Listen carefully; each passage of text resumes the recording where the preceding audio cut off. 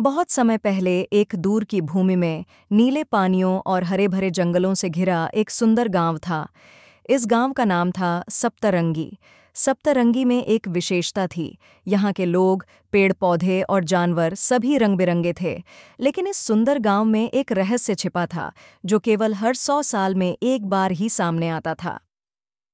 कहानी की शुरुआत एक छोटे से लड़के रोहन से होती है, जो अपनी दादी की कहानियों में खोया रहता था। दादी ने एक दिन उसे बताया कि सप्तरंगी गांव में एक चमत्कारी इंद्रधनुष उत्पन्न होता है, जो केवल तब दिखाई देता है जब 7 वीर बच्चे मिलकर अपनी अद्वितीय शक्तियों का उपयोग करते हैं। इस इंद्रधनुष की शक्ति से गांव की रक्षा होती है और उसे अनंत काल तक फलते फूलते रहने का वरदान मिलता है।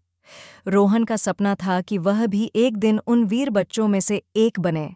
उसकी यह इच्छा तब सच होने लगी जब गांव में अचानक एक काली छाया फैलने लगी। यह काली छाया एक दुष्ट जादूगर था, जो सप्तरंगी की खुशियां और रंग चुराना चाहता था। रोहन ने तय किया कि वह अपने गांव को बचाएगा। वह अन्य 6 बच्चों को ढूंढने निकला, जिनमें वो विशेष शक्तियां थीं।